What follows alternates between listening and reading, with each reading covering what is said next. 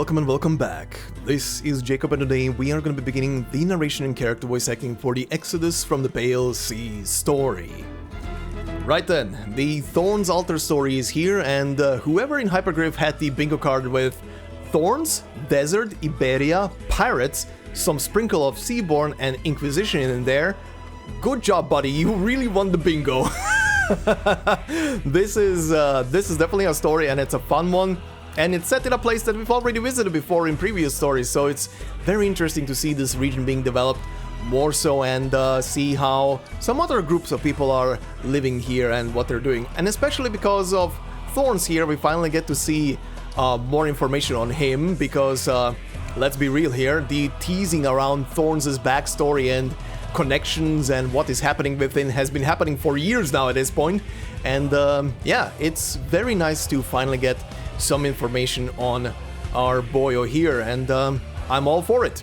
But yeah, anyway, before we begin, as always here, the question that I always ask at the beginning for anybody who is new to Arknights: do you need to know anything before we begin with this story?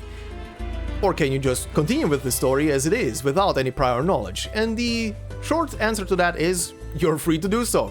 I will not stop you, no one should stop you, and technically, you don't really need to know anything before you head into this. This is a very standalone story. Yes, it's set in a region that we've already explored before.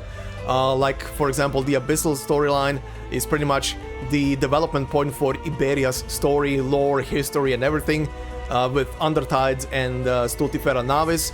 But when it comes to this story itself, it does its job pretty much explaining where we are, what is happening, and what its elements are.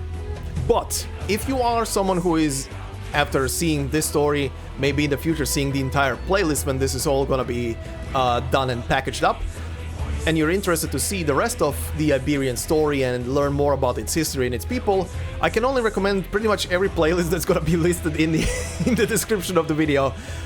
You will find in the description the playlist for Undertides and Stultifera. Those develop Iberia specifically, especially Stultifera Navis, with all its history and build up for like the golden age of Iberia to the profound silence, to whatever happened after the profound silence. Pretty much it explains the timeline of how stuff happened. Then we have Thorns stories. Now, Thorns is a bit hard to explain, like I mentioned at the beginning. This guy had teases to his background for years, from the regular Thorns file and operator record, which, by the way, I will link his operator record in the description of the video, to certain elements in certain stories that is very wild that it's there. And let me just show you one that is super wild, and that is here, Heart of Surging Flame. Now, originally, on the original run on this story ended here on this cutscene. However, on the rerun, they added this. Number ST6 is a story that was added on the rerun. It's written later, and it's a story centered around Thorns. It teases Thorns' story, and his background and the Seaborn connection and a lot of stuff, and it's super long. By the way, I will leave a link for the specific episode of the old narration that I did for this story, with the timestamp for this specific part here. And by the way, this part is very long. I don't remember from the top of my head right now, but I think it's like 30 or 40 minutes long. I kid you not. This cutscene is almost as long as the entire event. It was wild. But yeah, that's one of the things. The other stuff about Thorns, like I said, are mixed in between in the in his files, in the operator record. There is a story inside of IS-3 as well that features Thorns specifically, and it's a what-if scenario. If stuff goes bad, what would happen to our boy? And it's very depressing. If you're a Thorns enjoyer and love his lore that was already here and there, and just like him as a character, that story is very depressing. But you know what? I'm gonna leave a link to the voiceover for that specific story. Just remember, that one is just a what if. It's not an actual canonical story, but it still builds up lore. It's very depressing lore though. But yeah, in general, if you're new to Arknights and haven't had the experience yet to see Thorns and everything else, you're free to just proceed with this story and see how you like it. So yeah, with that said, And like I said, everything else is in the description of this video, so do check it out. And yeah, let's begin. By the way, this menu music is fire, and someone please confirm or deny if this is done by the same group and same choir that sang The Golden Age will come again. If it's literally the same group that did that one epic track from Stultifera. But yeah, anyway, EPSD1. Adios, Saltflat. Those who could not be contained in shacks flee from the Saltflat.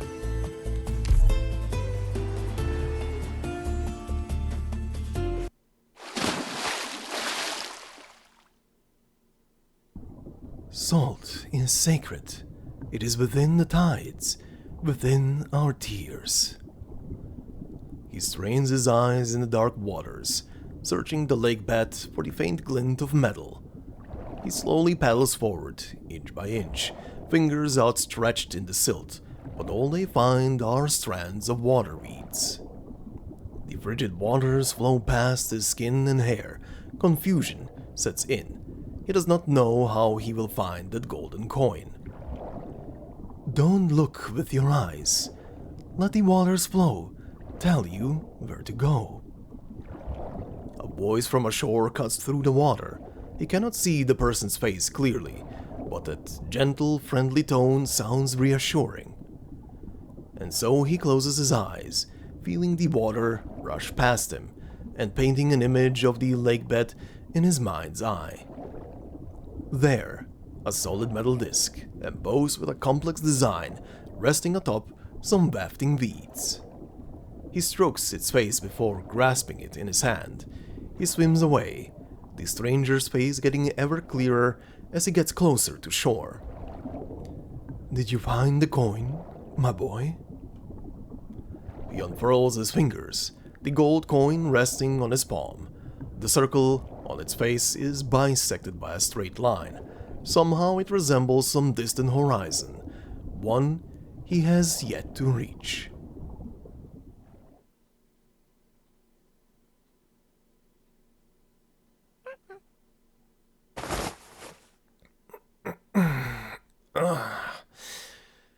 What's that smell? Finny. Salty.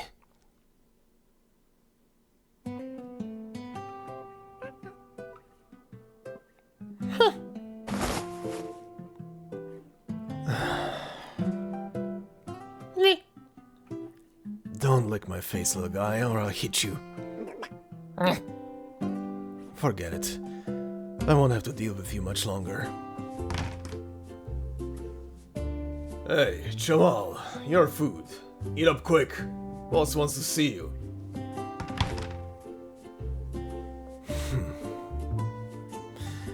She won't be seeing me today. Isidro pulls down the canvas hammock hung up in the room, wrapping it around the hard bread and half-full canister of water on the tray. He then kicks open the chest by his side, revealing a tunnel below it. He had been digging away at it for a full week. The strange-looking animal crawls up and nips onto his pants. Isidro watches its saliva soak into the fabric and sighs. I'm definitely not coming back here.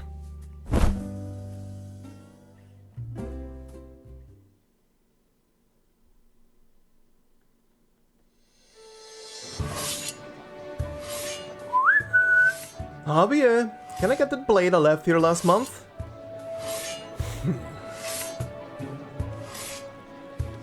Javier! Huh? Oh, sorry, Teach, wasn't listening. You here for the blade? What else? Not your sweat-stained pecs, I'll tell you that much. You all need to stop with the jokes, Teach. Oh, don't be like that. Seeing you sharpening knives in the early morning is pretty much part of the landscape by now. Look, you've drawn in a crowd, though I don't think they're here to get their knives polished. Hey there, Javier. What a pain in the... Here, your blade. We don't have much metal left for repairs, so I used other things to fix it up. You'll have to make do with it for a while. Shell and bone, you're a real dab hand. Wanna test it? Got anything tough I can chop up? I did have a hunk of dry bread, but I just gave it to the kid locked in the shack. Waste of a perfectly good loaf. Hey, move it already. Don't you lot have anything better to do in the morning? Stop blocking the damn way. Russ? Oh, it's you. And here I was thinking it was the harsh glare of dawn in my eyes. I don't have time for you and your nonsense. Quick, Javier, let's head inside and talk. Sounds like it's not for my ears. I'll be off then, Javier. Seems like the fun has ended. See you tomorrow, Javier.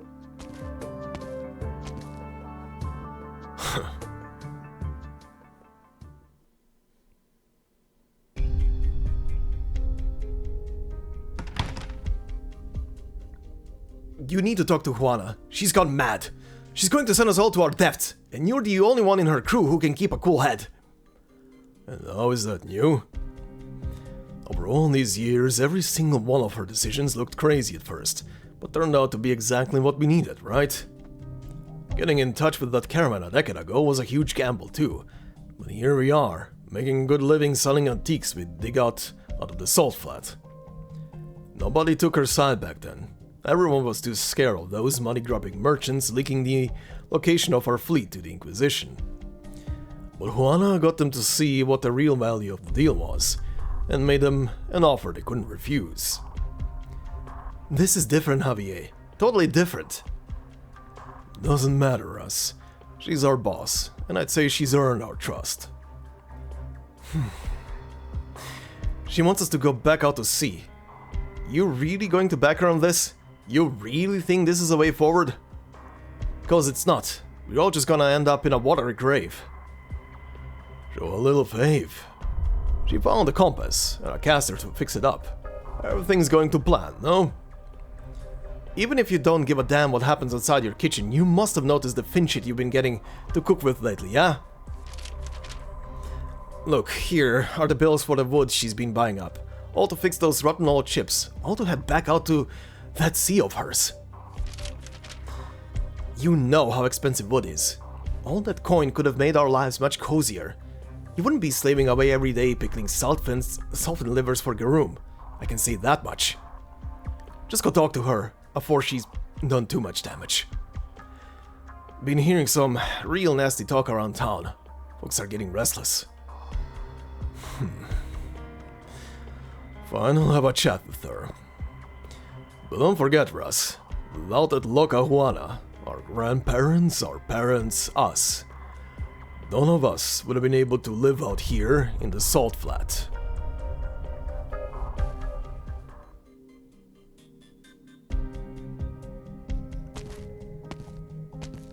Strange. Where did that cook go? The one always sitting outside. Mierda. Are they trying to take me back? A man turns the corner, aggression apparent in his footsteps. Isidro quickly hides himself in a shadowy corner. But the man walks right by him, swearing up a storm as he goes. Idiots! You blasted idiots! Just you wait and see, that puta's going to get us all killed! Clear your head, Sesk. You've been eating that girl's herbs on the sly again. My head's clear as day. It's yours I'm worried about.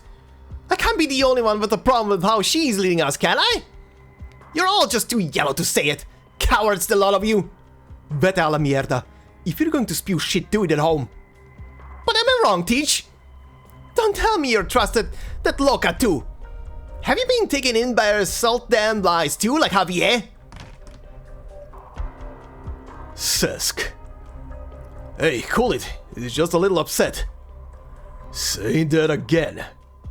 Say that again. You know I'm right, Javier.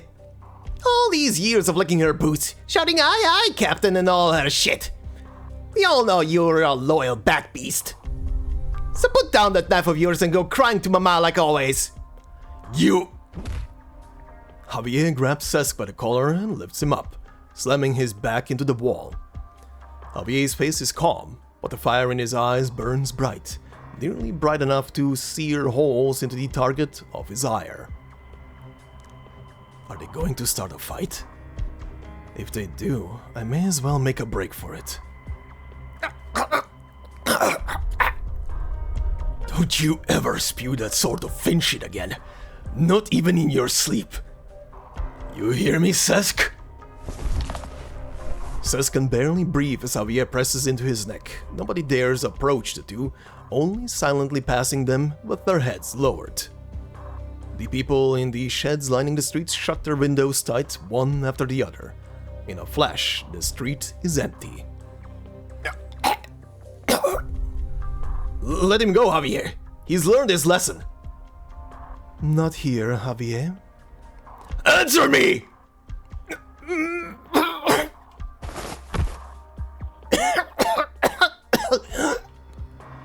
Now run along home, Chaval. Remember what you learned today. Remember it well. The hell was that, Javier? You've never been that reckless. Reckless? No, he was just making it clear to everyone where he stands. Bruss, Relax, just bring him a little something tonight. He'll accept your apology. Yeah, thanks, Teach.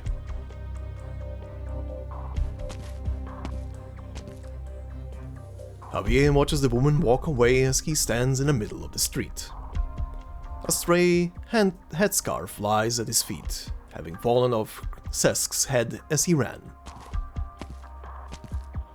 Javier picks it up, pats off the dust and walks back to his shed, closing the door lightly behind him.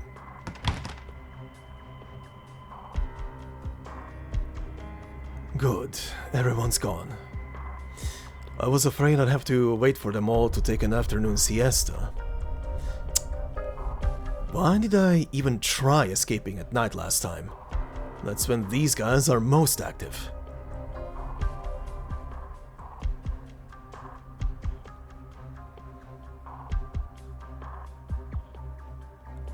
There, that's my way out. Just need to head down. Only 2 guards. Gonna knock them out. Say, Anna, ever thought about going someplace else? I kept some of those old coins we've been digging up. File off the king's face and you can barely tell the difference from the new ones. We could leave the flat behind. Go to Rim Billiton, Columbia? Anywhere you'd like. No, Jose. I was born and raised here. Never even thought of leaving. You really want to stay and follow the boss out to sea? She's the boss. The sea'll swallow you up. I ain't afraid. She promised us. Well, what scares me is that that promise might turn out to be a fleeting dream. If you're that scared, then go. I ain't gonna stop you. I was kinda hoping you would. Are they done yet? If you don't wanna leave with me, then at least, At least what? Can't this guy take a hint? Could you, give me, Stop mumbling and spit it out already. Stop mumbling and spit it out already! Unable to bear watching the man stumble over his words any longer, the woman knocks him flat before sandwiching his face between her hands, kissing him hard. Isidro furrows his brows before looking away, politely. Anna. Oh, just shut it.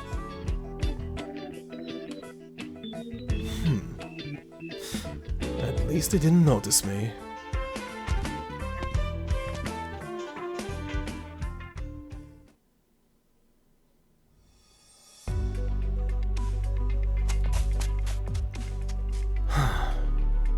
Need to run faster, if I'm not out here before dark. Based on the last few times, I'm definitely going to be... A giant helm wheel rolls past his face before coming to a halt, stopping just short of crushing his feet. You shouldn't keep a lady waiting, you know. Now be a good boy and come back with me. You shouldn't be here. Still not giving up after all these attempts? We might not have enough spare medicine to patch you up if you end up wounded again, you know. How did you know I was gone, Senora Juana? I made sure nobody was following me. It's my job to be aware of what's happening in my fleet. You can't hide from my little eyes and ears. Besides, did no one ever teach you not to ask a lady a question she'd rather not answer? The young man does not reply, silently thinking of the sword that had been faithfully at his side for years. If he still had it, perhaps it would even the odds. But it had shattered, just like the freedom currently within arm's reach. It had died in these salt flats, snapped in two. Isidro clenches his fist, grits his teeth, and grabs onto whatever is left of his things. The lady lightly draws her sword, her stance relaxed. Out of my way!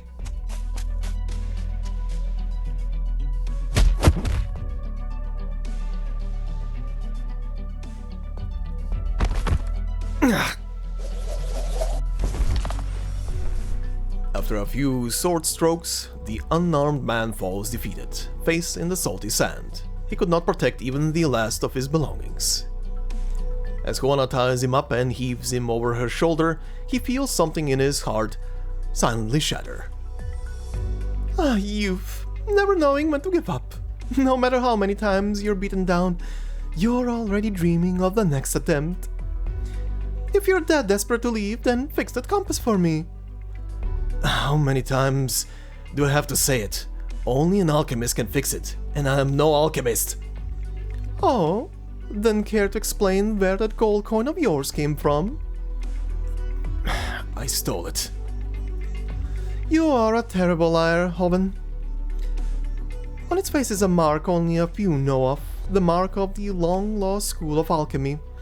The knowledge they passed down helped countless fleets find treasure in the seas. But after the profound silence, their disciples were imprisoned, and their works destroyed. So tell me, why are you holding on to that coin, despite all that happened to them? I don't know anything about any of that. Oh, what a stubborn young man. How about we change the question then? How did you dig the tunnel of yours? The bread you gave me was really hard. What a clever boy!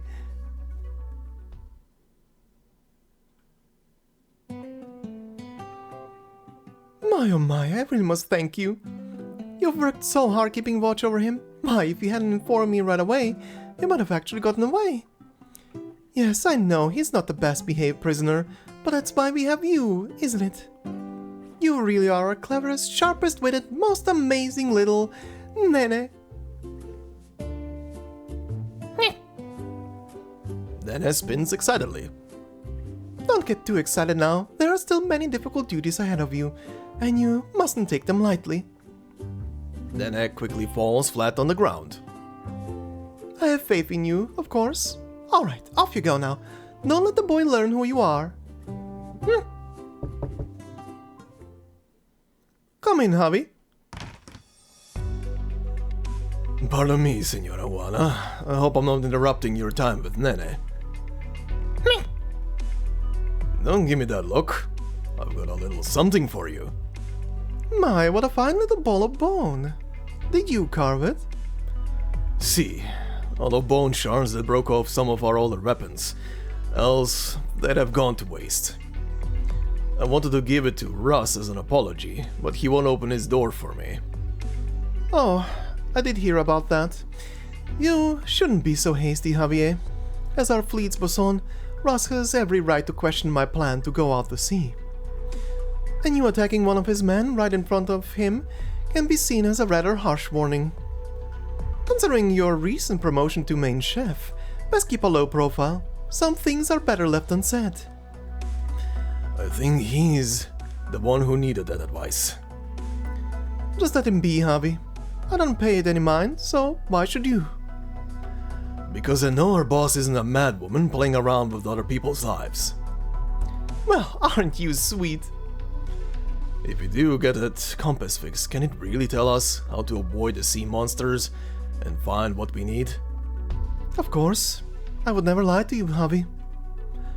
This salt flat won't be able to support us for generations to come, while the sea is a nigh inexhaustible font of resources. Now that we have both the compass and an alchemist to fix it, this is a chance for us to turn our lives around. We can't afford to miss it. But aside from you, none of us have even seen the sea, or experienced that age of gold and plenty. I've been living in the flat for so long as I can remember, but the old cook said that only a century ago this was fertile soil. What if that bountiful sea of yours has already become just as barren as the flat after the profound silence? And this magic compass of yours can't guide us back to the past. The tides will wash away my footprints, and the wind will scrub away the foam from the waves. But the sea and the shore will stand forevermore. What? Just an old poem, Javi. Unlike the land, the sea is tenacious. Though it may be infested with strangely flesh beasts, it is still abundant with precious lifelines, waiting for us to find them. It was once ours, and it can be ours once again.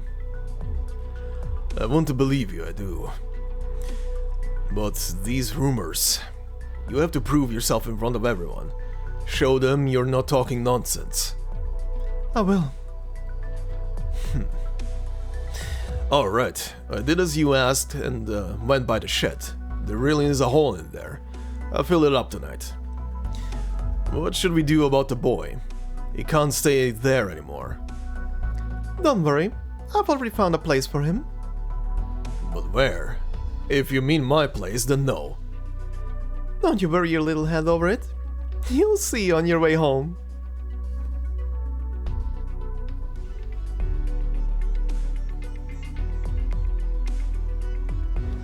Damn little brat, this peg leg you sold me is pure garbage. 2 days and it's already split in twain. It just needs a little spit, polish and glue and it'll be good as new. You sack of fin shit. How about I rip your leg off and use that instead? Hey, settle down now. I'll take the leg back. No need to get violent. I've got a knife. Don't come any closer. How ye? Right on time. Help me catch the little wench. Out of my way, idiot. Troublemaker.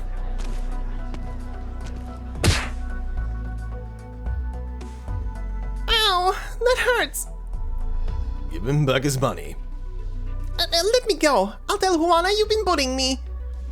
Use your head, Chica. This isn't somewhere you can run your mouth.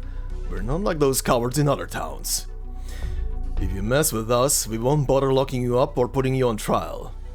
Left hand or right hand? Choose the one you want to keep. How dare you? If it weren't for me, your boss would never have gotten a hold of that compass. Get to try your luck. Fine, I'll return the money. But you gotta give me back that peg leg. Not in my life. If it's stuck to my leg, it's mine. You're not better than a pack of bandits. I'm glad you finally came to an accurate assessment of us, señorita. Slip of the tongue is all. Here, the money. And, adios.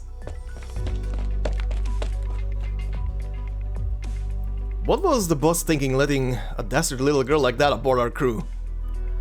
She's got her reasons.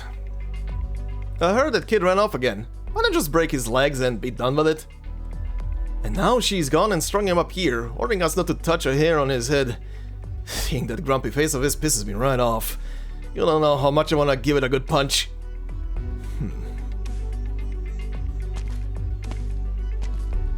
Hey, don't go, Javier. I was just thinking out loud. Hey!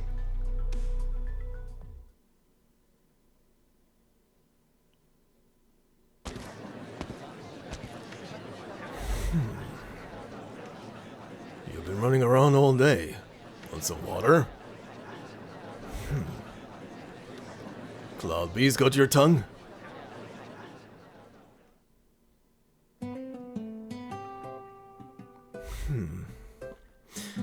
I won't surrender to you lot. That's how you want it, Cheval. Just here to give you the bad news.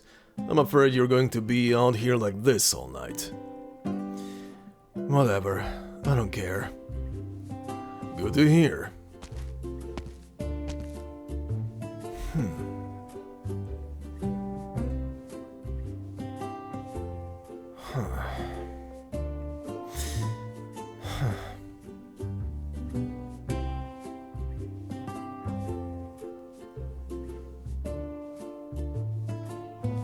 The dawn light falls upon the coin, and a strange ray reflects onto Isidro's eyelid, causing him to blink. The light wanders and the circular marking on the coin begins to ripple. He begins to feel discomfort, and hands the coin to the man ashore, though the man is in no hurry to receive it. Instead, he grabs onto Isidro's legs and lifts him up by the feet. The boy struggles, and the man ashore begins to speak. "If you have nowhere to go, my young friend, you can come with me. They call me Aulus, and you have my thanks for finding my coin." The rays of the setting sun seep through the cracks of the salt ship's frame, shining onto Isidro's eyelid. He blinks in discomfort. People walk by, and none can resist snickering at him as they pass. He feels a little dizzy. The faint laughter causes his cheeks to flush, though it might just be an effect of him being hung upside down. Out here in the salt flat, simple tents and ramshackle shacks are put up one after the other. Enormous salt ships are berthed on either side of the road, like a herd of slumbering sea beasts. Upon their masts hangs great sacks for gathering rainwater, flapping in the wind as they await clouds to pass overhead. Upon the road, people walk shoulder to shoulder, laughing and squabbling, until all of a sudden a quarrel breaks out, which soon escalates into a chaotic all-out brawl. And in the quieter corners, some are pulling their lovers in close for an intimate kiss. These guys really are a bunch of barbarians. Why'd I even come to such a lousy place? Good question, Pasquala. How did I end up in this den of thieves? Not too sure myself.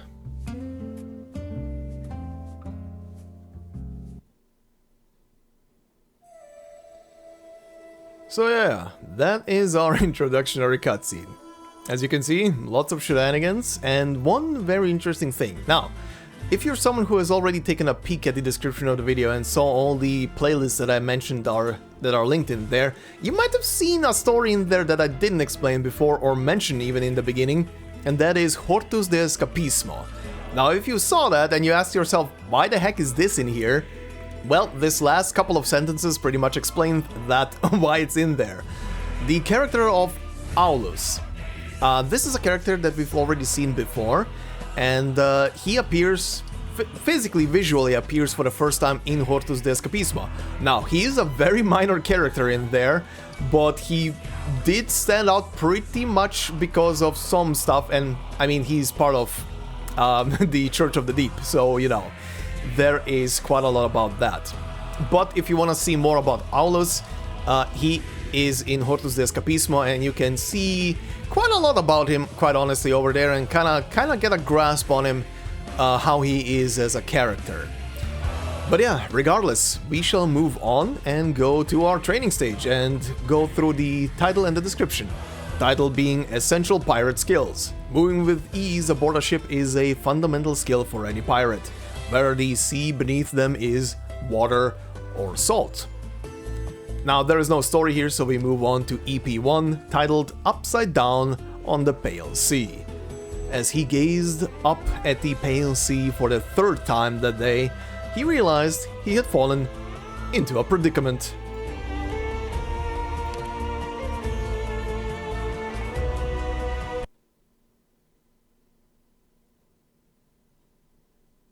Two weeks ago.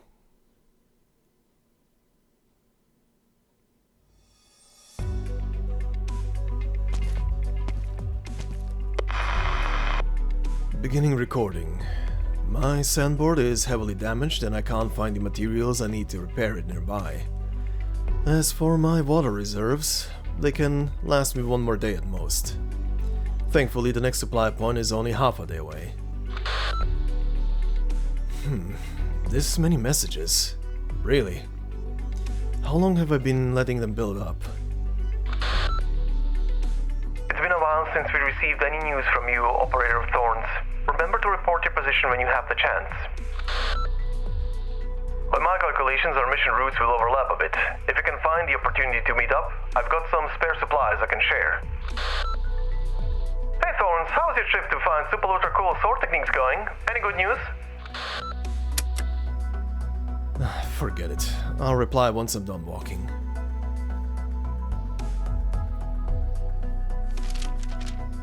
This region between me and the supply point, all the map shows is a name.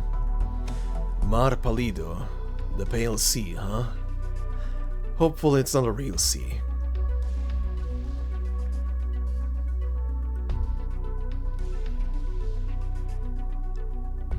Out in the open wilderness, sand rides along with the wind, bringing with it salty, finny smell.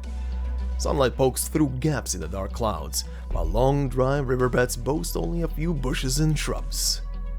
Some rustling among them proves that this so-called wasteland is not completely devoid of life. The young man pulls out a rope and ties together a few planks. Once done, he steps atop them and takes a leap.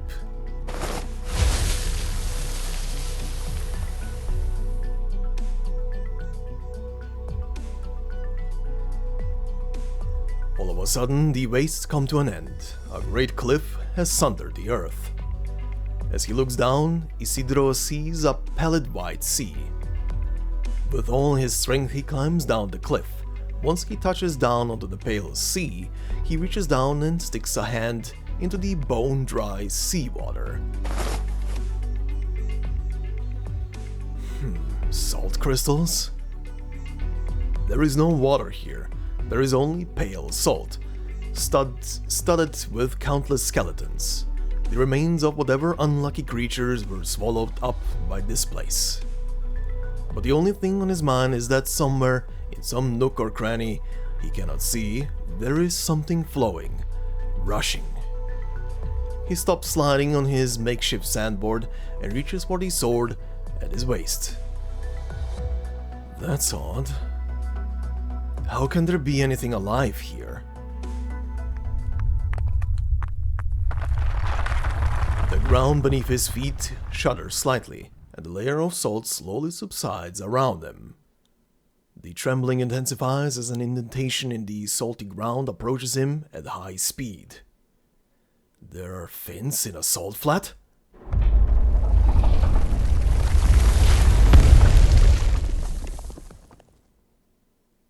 A gigantic beast breaches the salt, catching him off guard. Its sail-like dorsal fin looms overhead, and its pointed armored snout is shaped like a colossal lance. It barrels into him, and he is thrown off his feet. His organs feel like they're being rearranged as he arcs through the air, before he slams into the ground and blacks out. As his consciousness fades, he sees the giant fin beast dive back into the salt, leaving no trace in its wake. Good thing it wasn't hungry.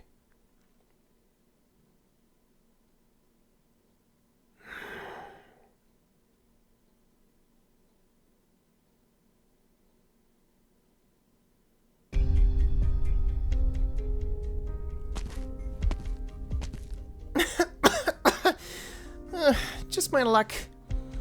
The damn Aloha Seal sheriff doesn't know when to give up. He even chased me all the way to this blasted land where nothing grows. Mierda, I'm too fast. All my water spilled. What now? This is just salt. Without water, I'm not gonna make it to the town of Aarón. What's that? A gust blows past a pile of salt and dust, revealing two motionless legs sticking from beneath it. Just some other unlucky soul who wandered into this salt flat without knowing what he was getting into. Your bad luck is my good fortune, though, amigo. A full bottle of water. Excelente.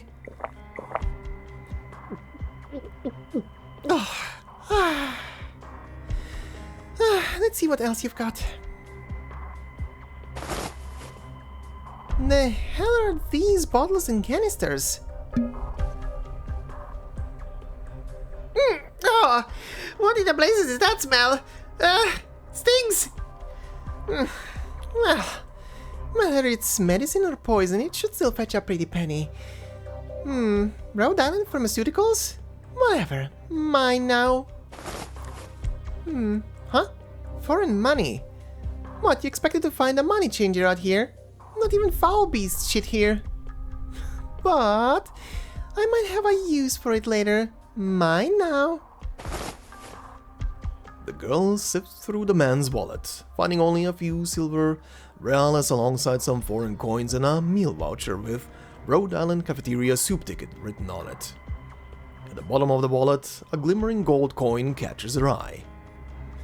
She reaches down to grab it, flipping it a few times as she retracts her hand. On one side there is a circle split by a horizontal line, on the other an inverted triangle. It's heavy. Must be pretty pure. Wait, I feel like I've seen these patterns before. Aren't they what Juana's looking for? Shame. Why are you even lying out here dead anyway? Well, you've been so generous. I can at least send you off on your final journey, amigo. Here, have a proper burial. A thief is nothing but a body hollowed out by greed.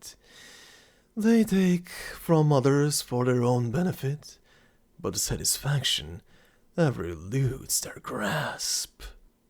The moment she hears a sword being drawn, she knows it is too late to run.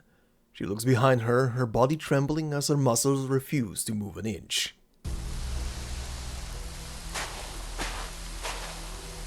A cleric of the Inquisition walks towards her, his hand cannon and rapier decorated with ghastly bleached bones, a deep contrast to the usual solemnity and grace of his colleagues. All in Iberian know the sheriff's name, but also know how close to madness his mind runs. None dare call him by it to his face. Behind his back, they only ever call him by his title. The Alguacil. The unreasonable, unfeeling, uncaring Alguacil. The Alguacil that inlays his weapons with the bones of criminals as a warning. The Alguacil that will chase a criminal to the ends of Terra and back. I have come to free you. But wait a sec, this is all a bit misunderstanding.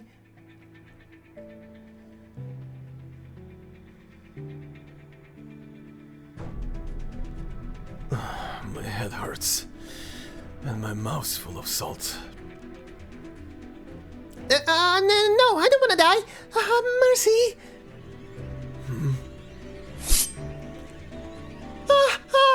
Save me. What's going on?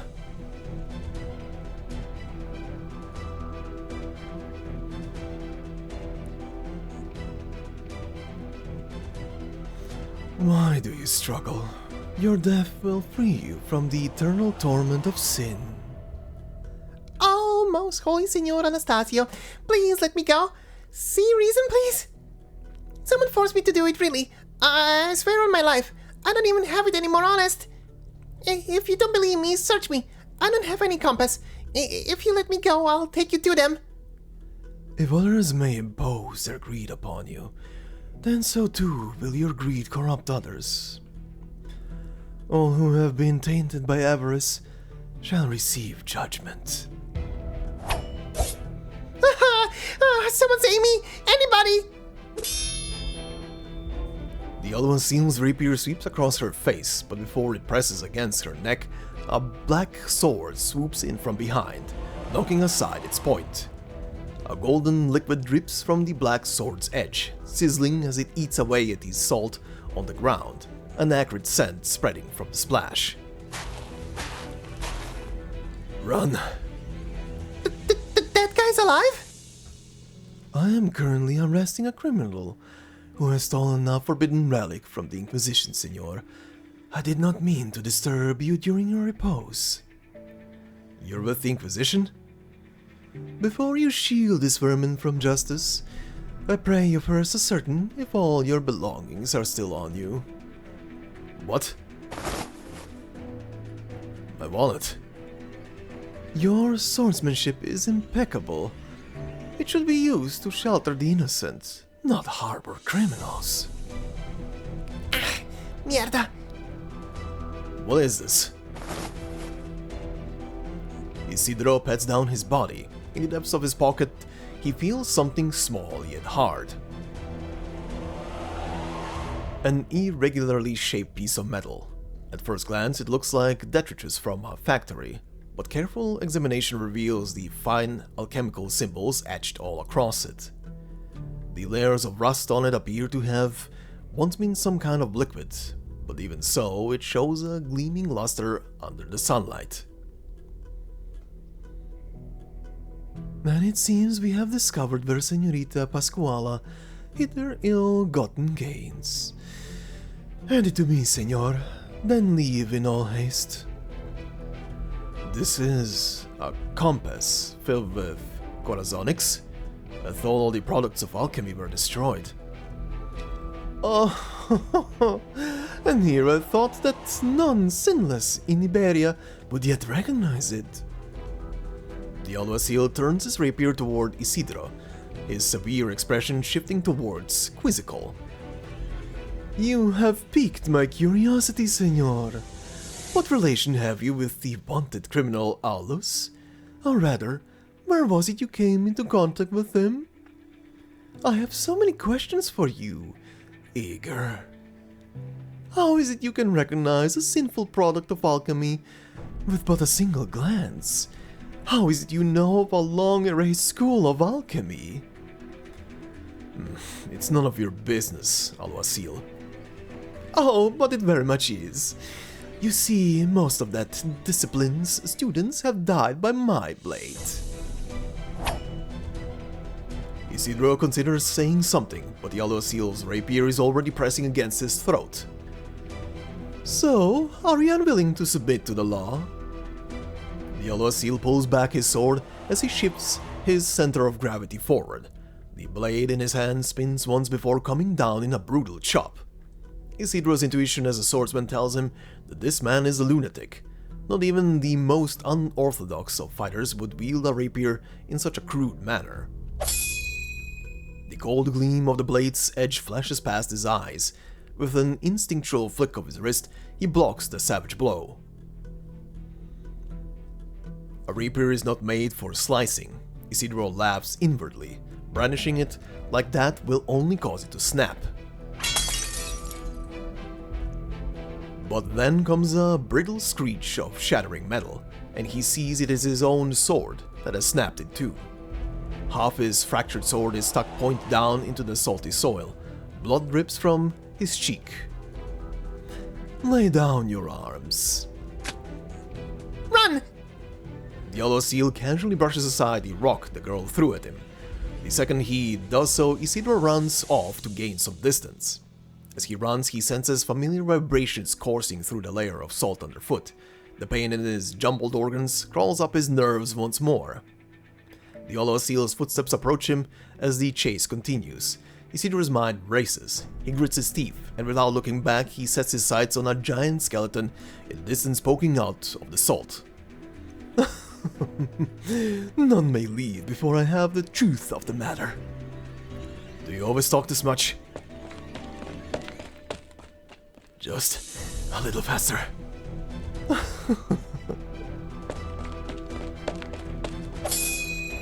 As he runs from the man hounding him, Isidro holds his broken sword high, doing his utmost to fend off the alguacil's attacks. He looks behind his pursuer and sees the layer of salt subside. A familiar fur appears on the ground once more. The alguacil stops. He too has sensed the vibrations. An earthquake? Looks like this is your first time here too. Before the words have finished leaving his mouth, the colossal fin beast breaches the ground in front of him, sending its prey flying. As he flies through the air, the man's limbs splay out like a ragdoll. After a moment of soaring, his graceful arc through the sky comes to an end as he meets the ground. A puff of salty dirt wafts through the air as the sound of his landing echoes through the dry air. He has not fallen on the most comfortable spot in the salt flat. A sharp bone spur has pierced his body. His blood trickles down the skeleton, staining the pale salt below red.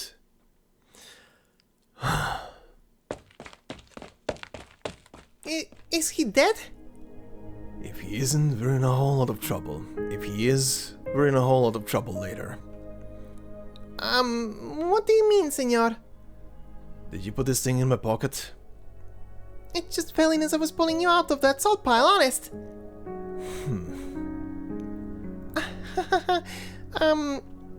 Do you believe me? My pockets have zippers. Then allow me to beg forgiveness for my transgression, senor. Still, we're both alive, right? Why didn't you run away when that hollow seal was attacking me? Would you believe me if I said I found a conscience? Look, if you died too fast, I wouldn't be able to get very far away. Not to mention you still had a compass. The buyer paid a lot of money for it. If I did try to book it, all that hard work would have been for nothing. Where are you headed? Huh? You might have been the source of my problems, but you also helped me out, so I'll return the favor.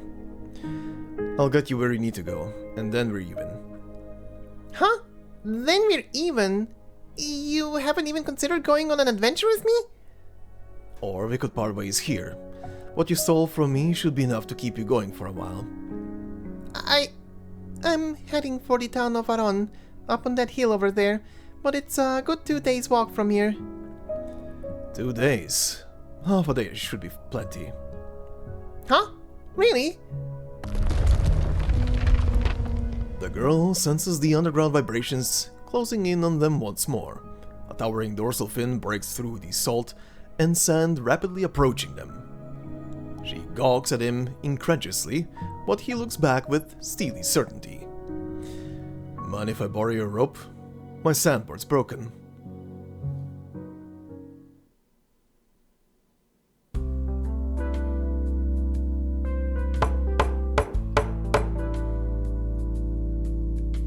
Stop hitting it so much, you'll crack the wood. I wanted to make it sturdier. It's sturdy enough already. You were the one who fixed it up in the first place. Unsatisfied with your own work? Senor Silver said this is how I should do my work if I wanted to repent. What's the sin this time? The widow looks like she's about to give birth, but she won't let me look after her. She must still be haunted by my past sins that caused my wife's death. This is divine retribution. I think she just doesn't want to remarry. What are you talking about? It's been 2 years since this town has seen its last birth. I have to help take care of the child, no? I would never have such ulterior motives. That's a good point. Most of the people young enough to have kids have already gone. All that's left here are us old-timers.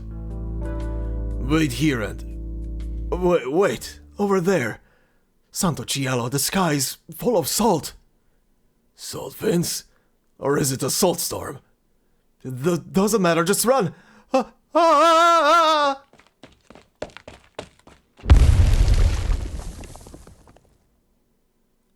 cloud of salt and dust swallows up the fleeing townsfolk as they scream in fear.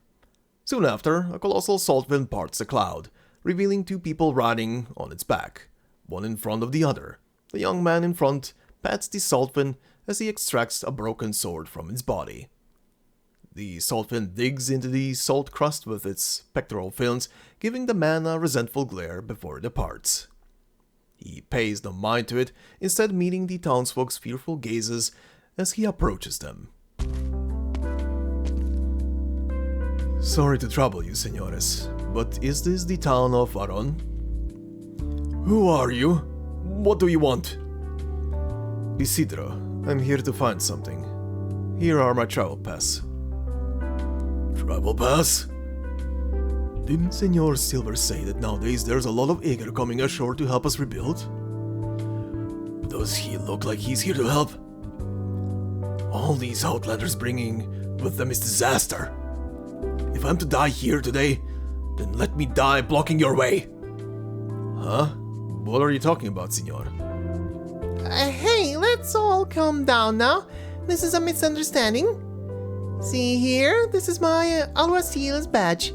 The higher-up sent me and my understudy here to meet the local calcificador. Look, it's real. It looks just like Senor Silver's. He's the student? He had a growth spurt. Can Ager even join the Inquisition? It's all part of the plans for restoration. I simply cannot keep up with these changing times. Thanks. Did you swap that badge off that guy earlier? Just asking, not judging. You don't look so good. I can't hold it in any longer. Oh. I'm just a bit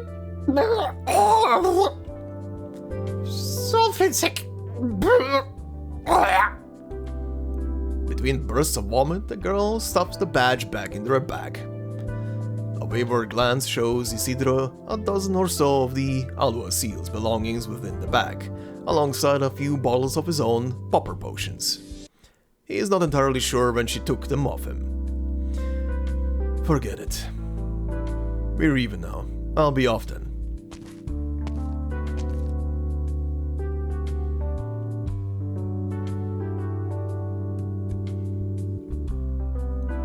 You're asking the wrong guy. I haven't even gotten to the question yet. Go ask someone else. I haven't even... Ask someone else! At least let me ask. I heard there's a local sword technique created by pirates, one that can be used to fight the wind and waves. Does that sound familiar? But pirates? Santa Cielo, Aarón will be ruined once more. What?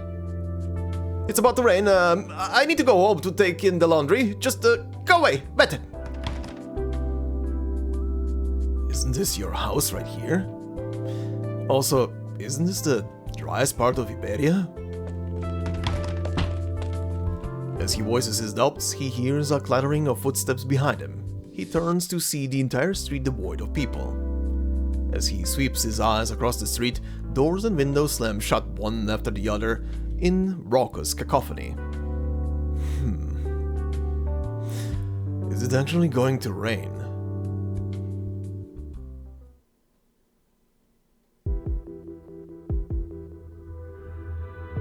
The lump of meat in his mouth is shriveled and dry. One of his left morals is loose and hurts like hell itself, leaving him only able to mash the meat with his right gums. Madre had told him this was the last of the food in the house. He thinks about how she looked as she threw it on the ground, so tender and caring. He thinks about how she looked as he picked it up, so cold and cruel. Such contradiction. He blames the jumbled memories on the hunger. Just as he does not remember if it was Madre who struck that mauler loose, or if it was just a new one coming in. The hunger is too great. He swallows the lump of meat and mumbles to himself.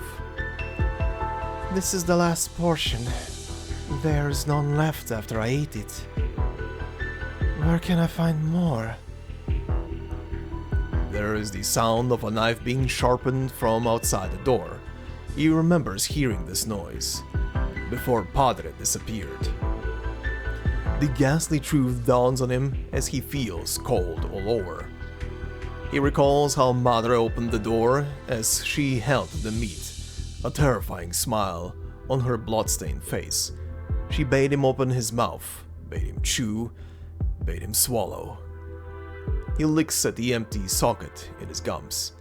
They had once hurt. They don't hurt anymore. It is only because of sin that he yet lives. He should stretch out his neck and await the axe. In death all things will be washed away.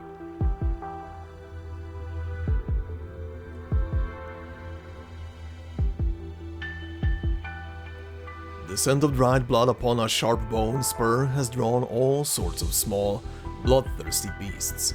They cannot stop themselves from crawling towards the gruesome wound. First come insects bearing wings, landing upon his chin, crawling across his pale lips, then his cheek, before finally stopping atop his eyelids. Just as they are about to enjoy their meal, the man's eyelashes begin to twitch.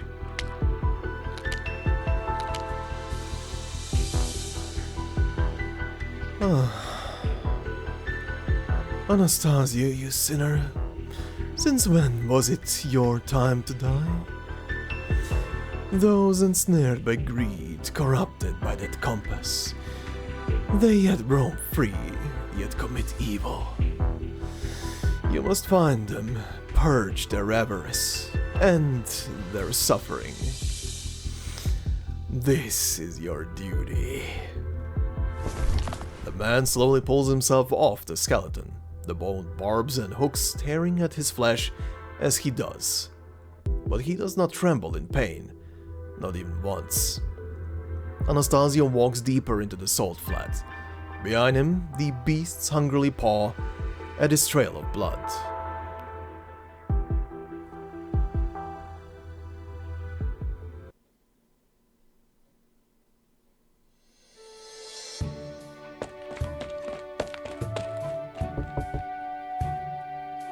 Pasquala, you made it. Here was thinking you were buried in a flat. You're as pale as the salt. Run into something on the way? Shut up, Teach, let me in already. You wanna come in? Did you get what the boss asked for? Of course I did. Not just a compass either. I got another big haul too. Senora Juana has been looking for an alchemist and I've got a lead. So can I come in now? Of course, Master Thief Pasquala. You honor my humble abode.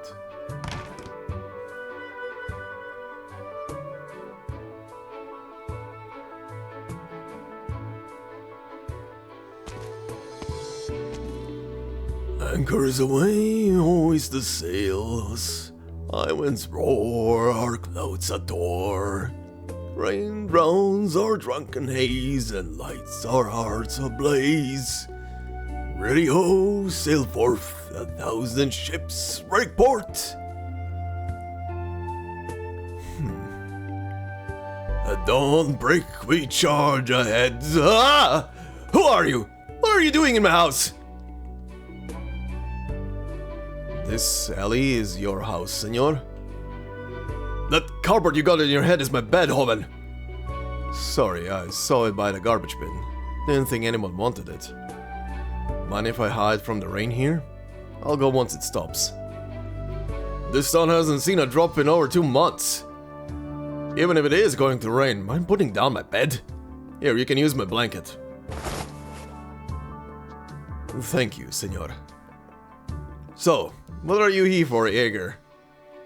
I'm looking for a local sword technique. The legends say the ones who devised it were a few months ago, I heard about a technique that can fight the wind and the waves, and decided to come here to learn it. That's mighty brave of you. Don't you know the Inquisition's been cracking down on pirates these days? I'm not interested in becoming a pirate. I just feel like my own swordsmanship's been lacking. Swords are for cutting people down, not cutting through the waves. Besides, why do you want to learn it anyway? Anything out to sea? Too many questions, senora. There's always folks believing such foolishness. If it'd come by half a year earlier, I could have brought you to the guy you're looking for. Back in the day, he learned a thing or two from those pirates, who was bragging about how he could chop up the sea itself. In the end, he was just like me. Came running back to town, waiting to die in peace and quiet. Did he leave anything behind? His diary? Took that to his grave. You'll have to dig it up yourself. If he knew someone wanted to learn the sword from him, he'd be so happy he'd jump right out, bones and all.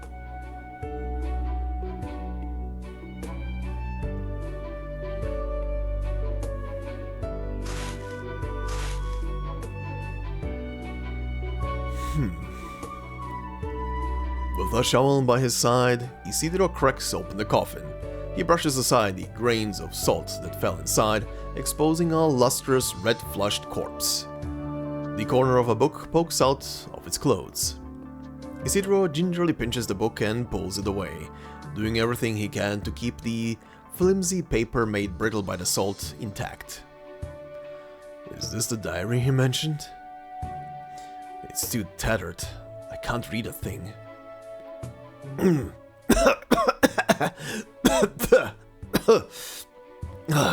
Did I just inhale bits of paper? Damn, that's salty. I should look elsewhere. Elsewhere? Where else would a wicked grave robber and cannibal such as yourself want to spread his evil? Grave robber? Cannibal? I've been watching you creep about the cemetery, molesting its graves. I've caught you red-handed. I can explain, senor. Senor? Do you not know who I am? Do you happen to be a local celebrity? I am a cleric of the Inquisition, in charge of inspecting the entry permits of all visitors at the town gates. So if you don't know who I am, then how did you get in here?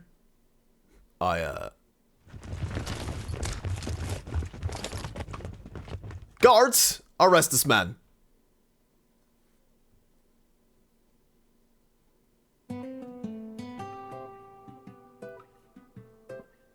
Are these petals crushed enough? Dr. Honora. What? Oh. More or less. A few more times and you can start blending in the oil. Why are your hands shaking? You must be mistaken. Taken? What was taken? I said you must be mistaken. About what? What are you on about? Still that much shaking. Have you been drinking again? You're the town calcificador. You shouldn't be drinking. Wine is sinful and brings only harm. You said so yourself. I may have had a few cups with the representative of the wine caravan as we talked business, but it was all for the sake of securing the town's future. How is the widow doing, Doctor? The who now? Speak up. The potter's widow. She's giving birth in a few days. Gaining girth? And now gluttony. Yet more sin. I said, the widow is giving birth!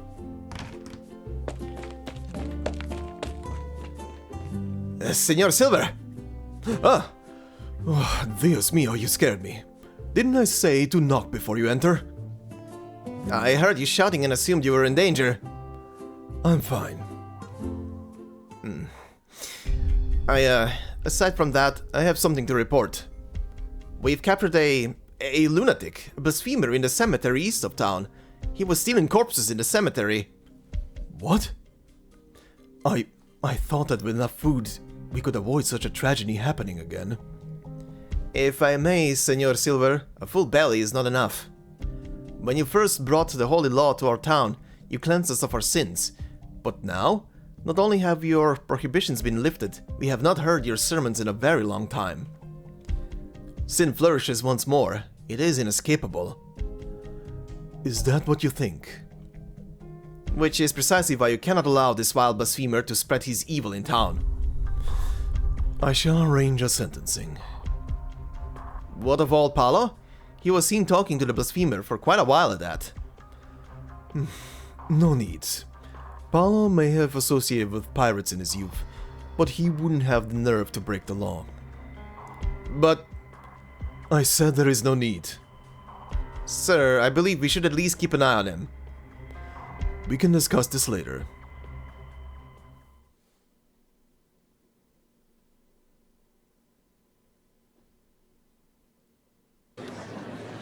Digging up a grave? Don't tell me he was about to... You know. Sinner, a sinner. Aarón is no longer pure. Calamity comes once more.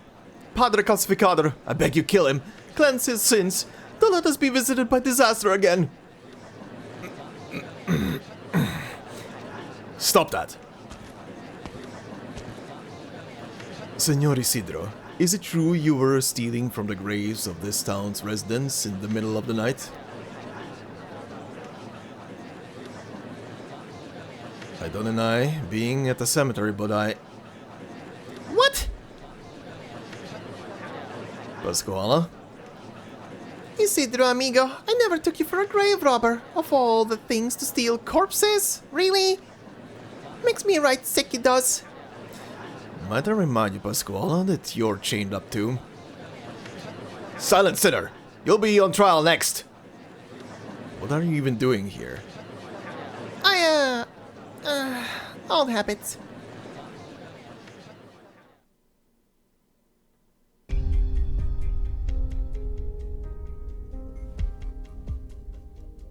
She's about to be executed? Don't blame me. That girl ran afoul of her bad habits. Barely out the door and she was already off to pick the pocket of the best dressed man in town, who happened to be Calcificador Silver. With her skills, not even the Calcificador would have noticed her. He didn't, but she was caught in the act by one of his priests giving a report. And what about that alchemist she mentioned? We know where he is. That's good. He's about to be hanged right alongside her. So, how many of those priests do they have at the execution? 12. With your crew, we should be able to handle them. Let's go.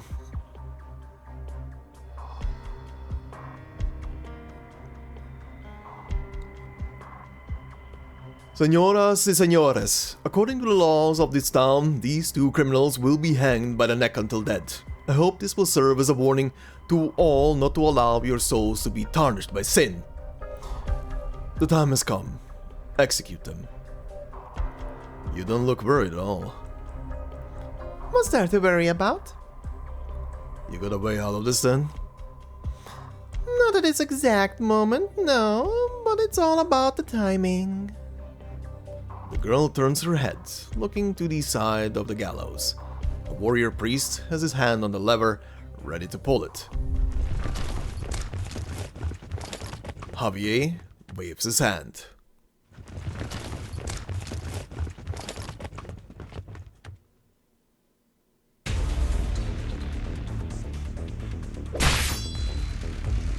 Ah! My hand! Bandits! Bandits! Oh, what sins have I committed to deserve such punishment? How should I atone? Repel them! Protect the civilians! Cover Calcificador Silver's retreat! Forget me. Evacuate the citizens.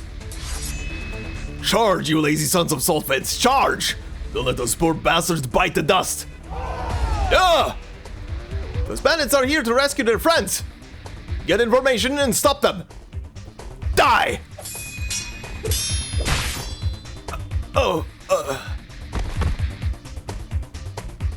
You dare plunder this town so brazenly? We'll handle this lot, Javier. You save Pascuala and the boy, quick-alike. I owe you one. Don't let them have their way. Yes, sir! Keep it quick, there's no time to waste. Anyone gets in our way, cut them down. Aye! Oh. Cut them loose, quick! On it! Huh, took you guys long enough. Quick, get me out of these shackles. It's starting to chafe like you wouldn't believe. Ow, my wrists. You call this a rescue? Huh. Like I told the boss long ago, you're nothing but trouble. And yet here you are saving me from the gallows. You too, chaval. Get moving. Can I borrow a sword? Here, catch. Don't even think about running, boy. You expect me to lay it down and die, senor? Nice moves. Muchas gracias. Hey, is this really the time to get all buddy-buddy? How are we getting out of here? Shut your mouth and follow Teach. She knows an alley leading out of town. An alley? I guess that'll do. Follow me. They're heading south. South? It's a sheer cliff. What are they up to?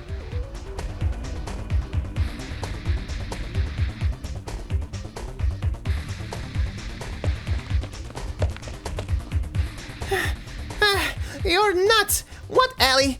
That's a cliff! There's an alley if you jump down. But please tell me she's joking, Javier.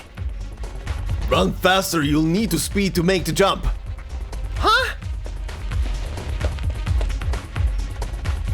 Isidro silently speeds up. Don't tell me you're going along with this plan. Any better ideas? I think you've got brain problems, amigo. It's just ahead. 3, 2, 1, jump! With a decisive leap, the bandit jumps down the cliff, knocking loose some rocks that fall alongside her. After a long silence, a distant muffled thump can be heard coming from the bottom. Pasquala watches Bandit and Boulder alike disappear off the cliff's edge, and gulps in fear.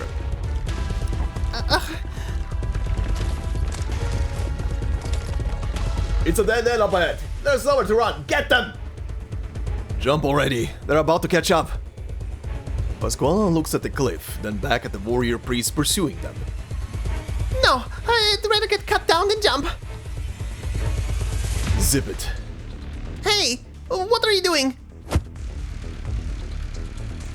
With the girl tucked snugly under his arm, Isidro takes one last look back. Then he sets his sights firmly ahead and leaps down the cliff, a screaming Pasquala in tow. Ah! You lousy piece of fidget, I remember this!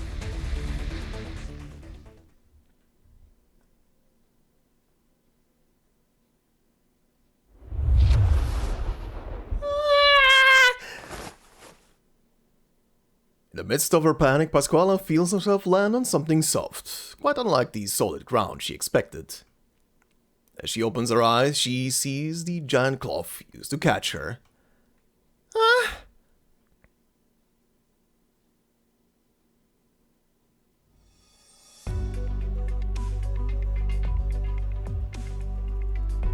We're safe now. They caught us with their sails.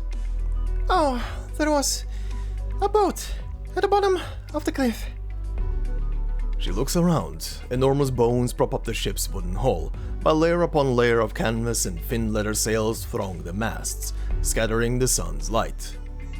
The fiery wind powers the complex of legs at the bottom of the hull through a complicated transmission system, the legs sending the ship scuttling over the salty soil with their powerful strokes. Still calling yourself a master thief after that courageous display, Pasquala? Ha! A good thief acts with thorough planning and caution, not reckless daring do. Stop gabbing with her and get changed, Teach. The helmsman's injured and I need you to take over. Didn't like that outfit anyway. Way too tight around the bodies.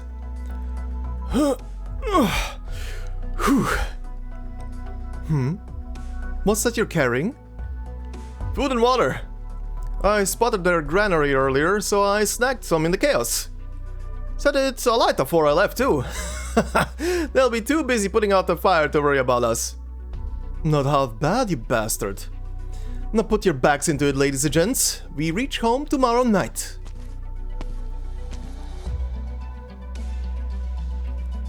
What are you looking at, Chaval? You'll fall over the railing like that. First time in Mar Pálido? This ship is unusual. It's almost entirely wood and bone. Must be a lot lighter than the average land ship. Of course. our salt ships are the only thing that can cross the flat. If you try to with those heavy iron beasts, they just get stuck in the salt. Fascinating. You don't look the least bit scared.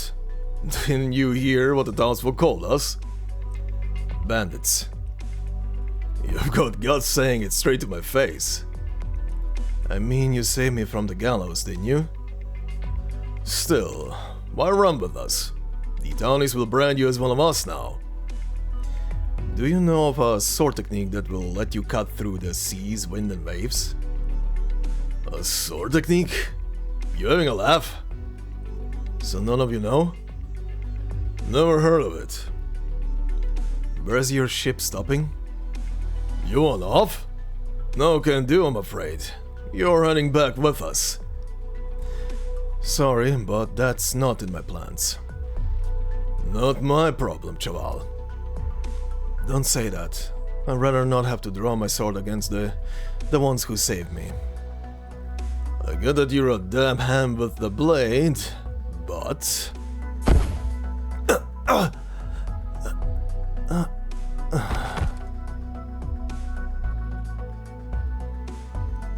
You need to watch your back. Ha! All these years as a thief, and not once has anyone spotted me as I make my move. That was enough dizzy leaf smoke to keep him asleep the entire trip. Don't get cocky. So where's the compass the boss wanted? We put a lot of work into saving your sorry behinds, so don't disappoint us now. You wound me, senor. I've just delivered you more than just a compass. I got you my amigo over there too, didn't I? In fact, considering the added value, saving me is not enough. I'll need a little something extra to make it worth my while. You think we're just gonna take your word for it that he's an alchemist? Wait till the boss checks him over before you run your mouth again. Fine by me. Whatever's meant to be in my pocket will find its way there eventually. Anyhow, where's the kitchen? I'm always a little peckish after staring death in the face. Second floor of the stern. Muchas gracias, oh generous señor.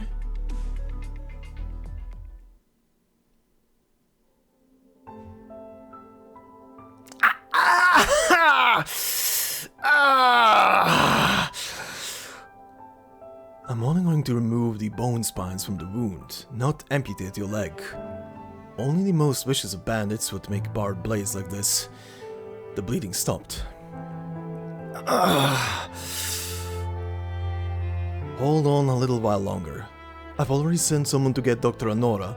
Once she's here, we can have a better look. Be at ease. You seem fine. You'll be better after a few square meals. Senor Calcificador, we've put out the fire in the granary, but there's nothing left inside. I'll think of a way to feed us.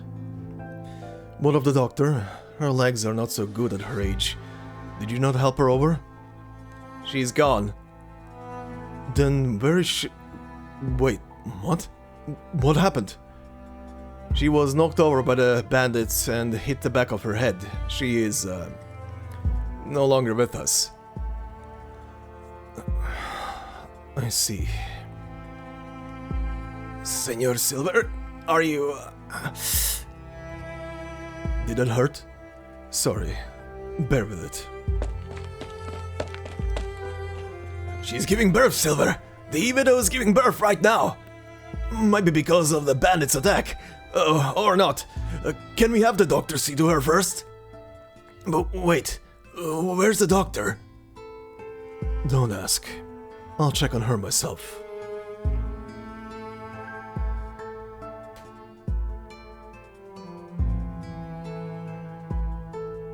Don't shake her. She won't be waking.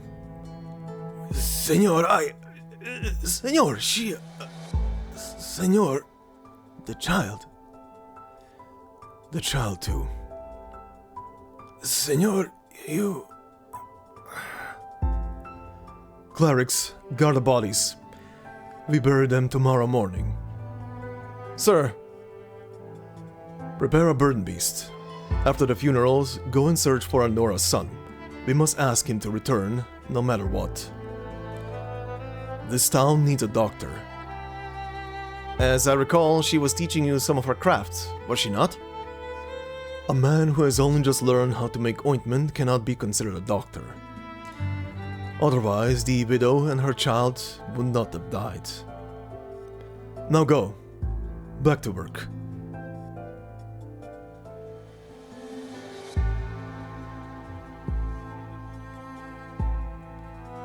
Through the tightly closed shutters of their windows, the people of Aarón can see a faint pink light floating through the fog-choked streets.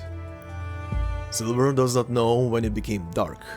It feels like it was morning only minutes ago, when he was tidying up his robes for the execution. But now those robes are stained with blood. Not the blood of thieves or blasphemers, but of the townspeople.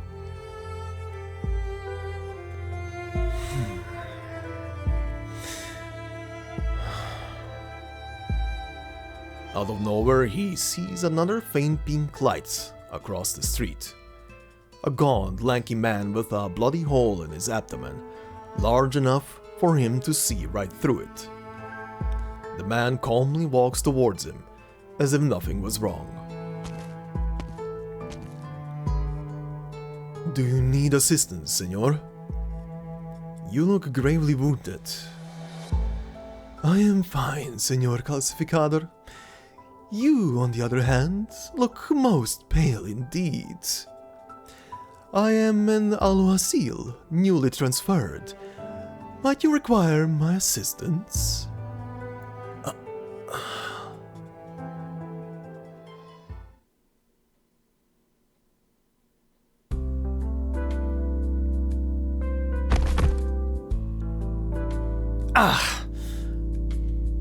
I must say, I didn't expect you to sleep so well hanging upside down, Hoven.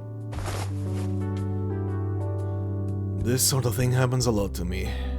You get used to it. Your old shed's as good as new. Remember to thank Javier. It took him all night to fill in that tunnel of yours. You could have saved him the effort if you just let me go. Yet you're the one giving himself nothing but trouble by refusing to fix my compass. Do that, and you're free. I told you I don't know a thing about alchemy. That's not going to change no matter how many times you ask. Send him back to his shed and skip the bread for his meals.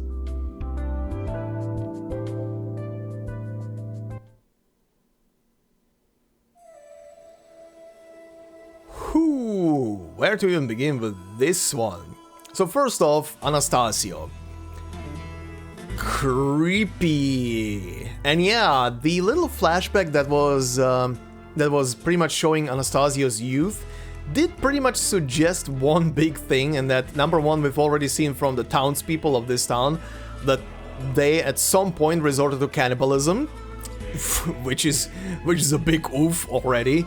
Number two, from the little flashback for Anastasio, with pretty much gleamed that his mother killed his father and served his father to him as food, and potentially would have also killed him just to survive at some point. So that's quite the background, and yeah, it kinda explains his character very well, very quick. Oh god.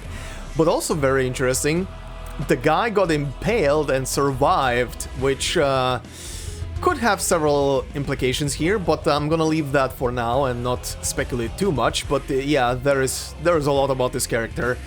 And yeah, seeing the city, I do love, while the escape sequence and everything was pretty entertaining for several reasons, I do love the fact that they showed what happened to the town after they left and set the fire, essentially.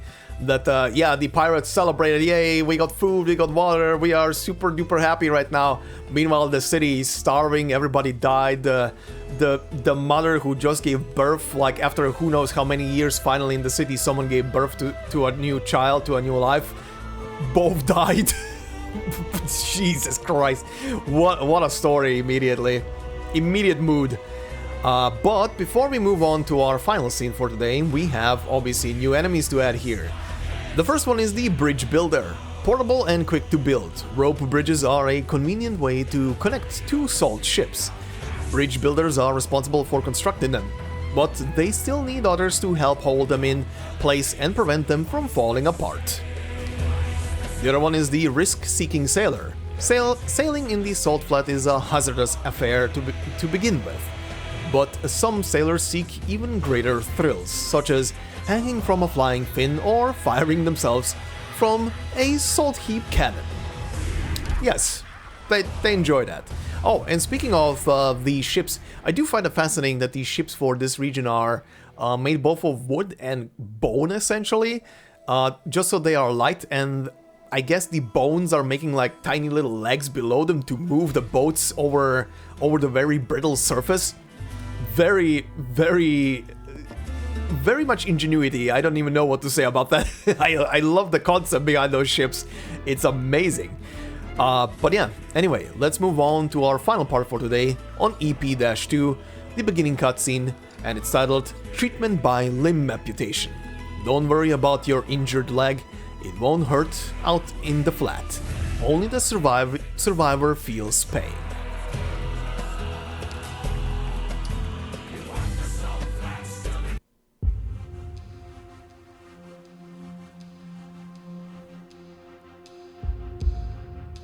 You're always looking out to sea when you're alone. When I was but a wee babe, you'd pick me up, point out into the distance, and tell me that if I kept going that ways, I'd see an ocean bluer than the sky above. That was 50 years ago. There's things that happened 100 years ago you still haven't forgotten, Senora. Oh, my little Perlita, if you had captained a ship across the churning waves like I once had, seen lightning crash into lightning between the clouds, heard the unending peals of thunder, you'd never forget a moment of it your entire life either. I'm mighty curious though. What's the sea the old folks keep going on about really like? I've lived in this flat my whole life, so I don't get it at all, no matter how much I rack my brains. Before my old man died, he talked day in, day out about going out to sea, about how he followed you and Captain Cruz in filling your holds with treasure, so full your ships would be low in the water. Your father was the nimblest topman I've ever seen. He'd climb masts like he was going for a stroll in a garden. Shame there's not many sailors left who've actually seen the sea for themselves. And that's my biggest worry, Senora. Even with the compass leading the way, we lack seasoned sailors. When it comes to the sea, Perlita, we are all reckless, ignorant children. Nowadays, it's starting to feel like even heading out into the flat's more trouble than it's worth. A little foul beast told me that a particularly astounding fellow has come to Aarón, and in the process cut off nearly all our trade routes. Have they finally decided to take us seriously? He managed to sniff out all these sites we used to contact the caravans like some kind of backbeast. A few decades ago, the useless bastards in town couldn't even spot our footprints. Stealing the compass out from under the nose of a massive garrison. To the Inquisition, it might as well have been both humiliation and provocation. They'll do whatever they can to find us. It won't be easy. We're running out of time, and the boy won't budge. What do we do, Senora? What if he's telling the truth, that he is not an alchemist? I'm absolutely certain he is one, Perlita. The coin on him has the symbols of salt and water on its face, as a set of symbol particular to the school of alchemy, and that particular combination means look to the sea for life. I'm familiar with the coin's former owner, Aulus. He was the most talented of the alchemists. Moreover, the boy has the same style of swordplay as him, even their speech has similarities as well. Even if they knew each other, that doesn't mean he taught him everything. The coin could have been a gift. No, if Aulus gave that to someone, it can only mean he had unusually high expectations for him. According to their traditions, the coin can only be passed from teacher to student. So why won't he admit it then? That puzzles me as well. I've already made it perfectly clear he has nothing to fear if he cooperates.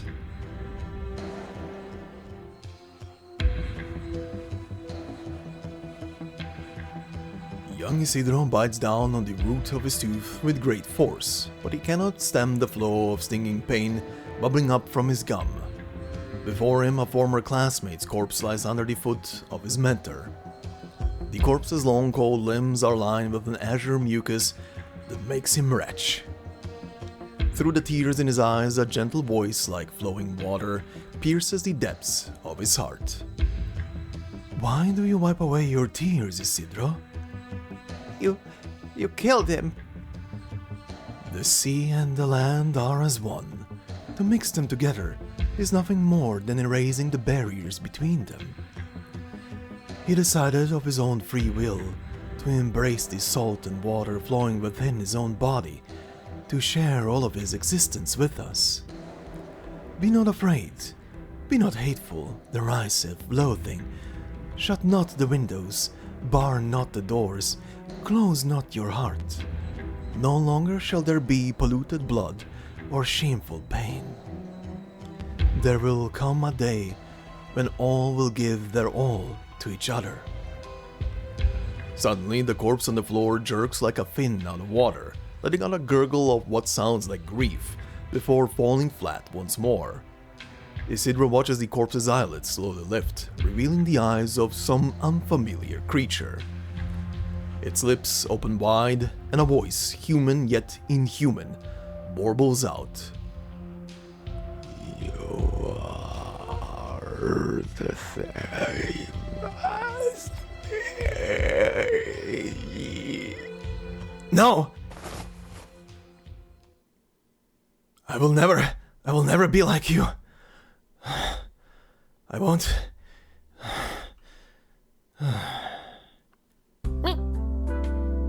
Then it flops about. And claps his fins together. And nibbles voraciously. Ow! What are you doing? Then it twists around his leg, trying to use its rotund body to cover his foot.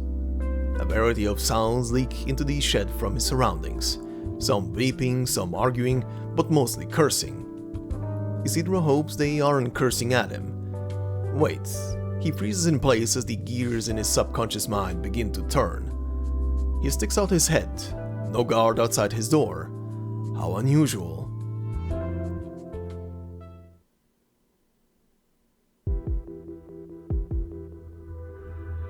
A line of people walk through the middle of the haven, their heads hung low, their clothes smeared with blood. Those at the back of the line are dragging planks behind them, with people sporting heinous wounds lying atop them. The wounds are so deep their bones are visible, bandaged only with rags. Their blood has soaked into the planks, leaving behind long red streaks on the white salt. Only the occasional gasp stands as proof that they still live. Only half of them made it back. What happened out there? The Inquisition Capulos ambushed us at dawn on the only road out. A lot of our mates gave their lives to see us live. Took everything we had to escape.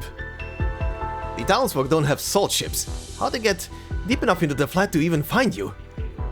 Who knows? They're like ghosts, like they don't feel pain. They don't even fall down if you cut them open.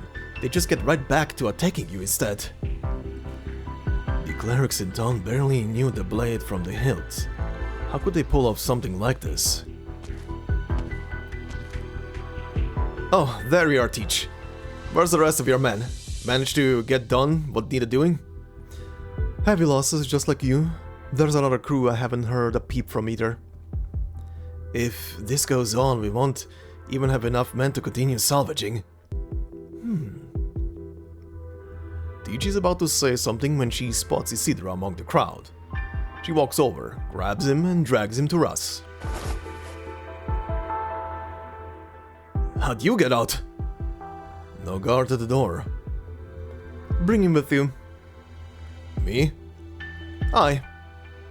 I say nay. I'm saying nay too. This is your problem. I'm not getting involved. If you want to eat, you have to work, chaval. If not alchemy, then you'll have to offer something else. Why not just let me go already? Don't even think about it. Best prepare yourself to spend the rest of your days here. We're sorely low on manpower. Stop pulling me. Morning of the day after tomorrow, Russ. You bring the boy here. I'll go tell the boss. What is even going on right now? You want to come along too? No.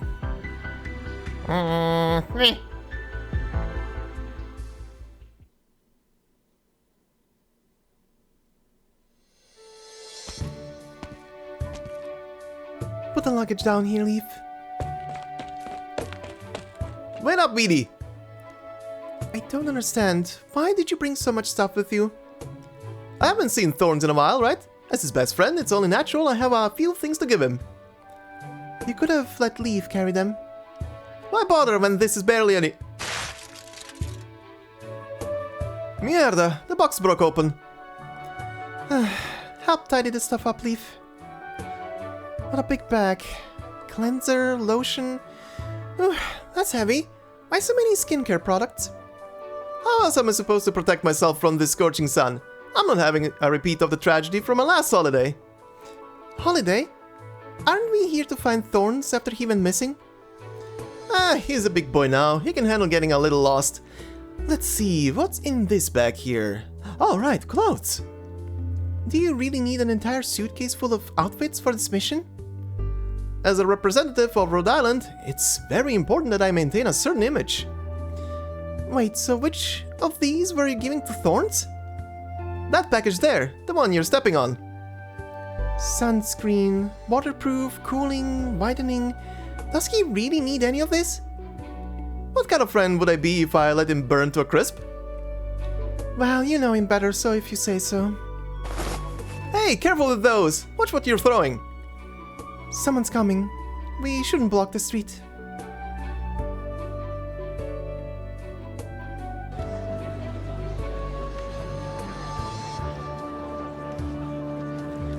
Will you be holding a sermon for us tonight, Senora Alguacil? Also, I must thank you. My wife used to sneak into the kitchen every night to eat the grain we had stored away while keeping to the teachings against gluttony by day. But ever since hearing your preach, she hasn't sinned even once. Your teachings have cleansed her soul, and for that I am grateful beyond words. I merely share with everyone all my worldly possessions. You are far too humble, senor. Senora Alguacil, please allow me to hold your hand. Such frightful events have happened in Aarón lately, and I'm terribly afraid. You may, if it might bring you comfort. Well, I have never sinned. I was wondering if you could lay your hand on top of my head. Alright, no crowding, one at a time. Control yourselves. Think about your request before your turn comes. Do not take up too much of the Alguacil's time. The locals here seem a little odd. Probably because they trust in the Inquisition. Maybe. I wonder who's in charge here. May I help the two of you? That would be amazing. What should I call you, amigo? Anastasio is my name.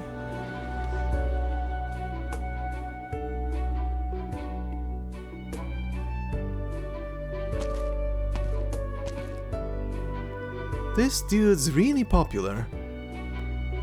That's for sure. Everyone who sees him stops to greet him. Classificado Silver is waiting inside. Pray, enter.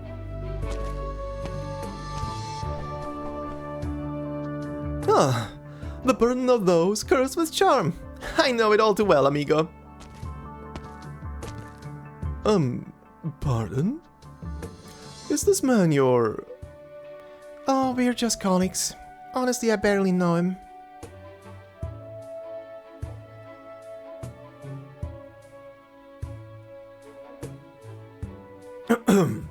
I am afraid we do not have what we need to hold a proper reception for you, my guests.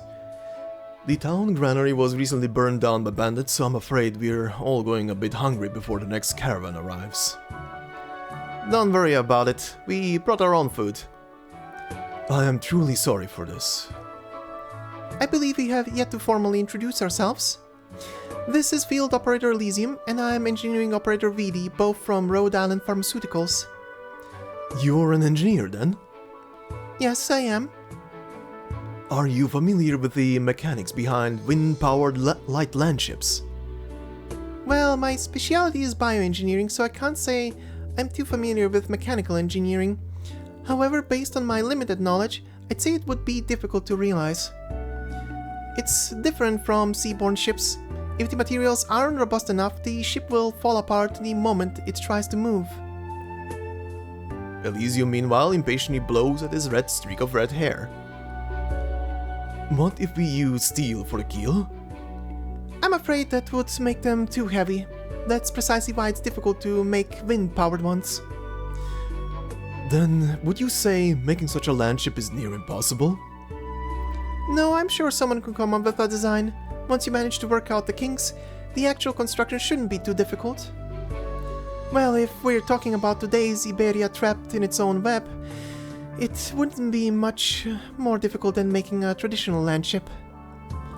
I see. Elysium, meanwhile, impatiently waves his hands. Look, I'm terribly sorry, but shouldn't we, talk business first?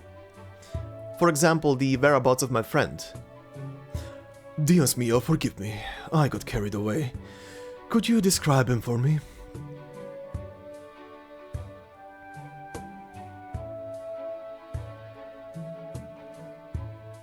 That's crazy. There's no way. There's no way he'd do something like that. Calm down, Senor Elysium. I am simply stating the facts.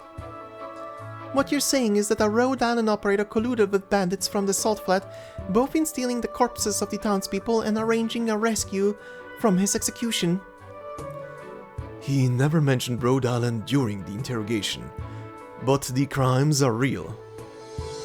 There must be some sort of misunderstanding here. I regret to inform you that all of the information we have points toward him being this criminal.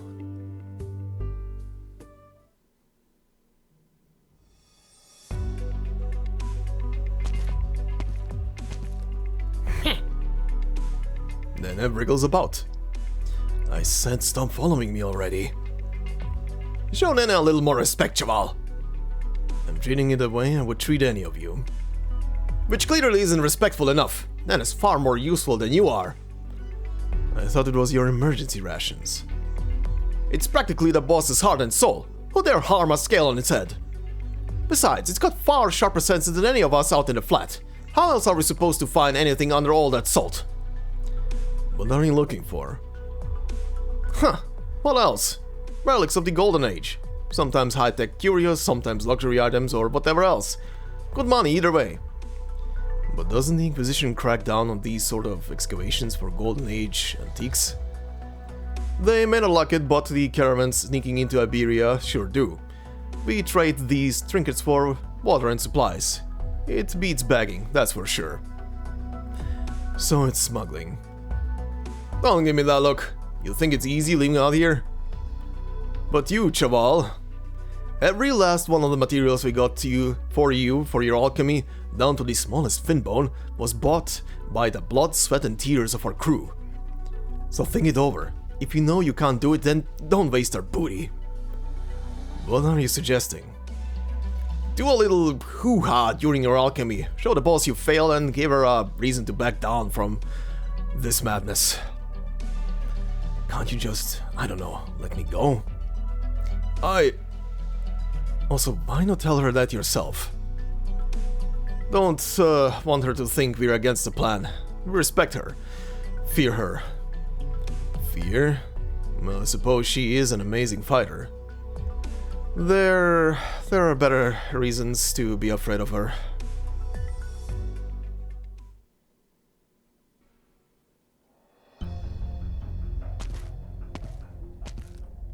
Juana stops in her tracks, as though she sensed something in the wind. She looks behind her. She sees no trace of any living creature, besides her own footprints left on the desolated salt flat. She breathes a sigh of relief and continues onwards. There is a giant skeleton in front of her, and below it a dark shadow. She steps into the shadow and disappears.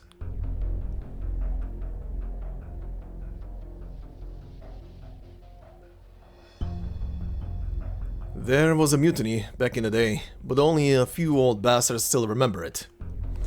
Someone said, in front of everyone, that she'd been working with these sea monsters, that she offered her entire crew up for freakish strength and longevity. You mean the Seaborn? Whatever they're called. At the time, the sea had only just retreated and the monsters were still running wild. It was thanks to Captain Cruz and his crew risking life and limb that most of them were cleared out. And Captain Cruz, they all died out in the flat. Well, almost all. Juana was the only one to come back. And when she did, she took over the entire fleet. Anyone who didn't wanna follow her ended up dying one by one, on hunting trips or in Inquisition ambushes. You said these were just rumors. Even Teach was but a lass when this all went down. So you think she isn't actually trying to fix the compass to help everyone find a way out? Mayhaps. Could be a part of a much bigger plan. Nobody knows what she really wants. Are you the only one who suspects her, Senoras? There's a few of us. What about Senor Javier? No, that boy has never doubted her for a second. She's taken care of him so long he sees her as a mother. She took him under her wing after his mother died. Those Seaborn in the rumors, have any of these sailors ever seen one? Nope, not a one.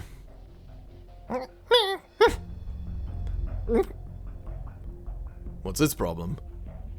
Huh, looks like Nana found something. Stow the sails, you scallywags! Drop anchor! We're setting down!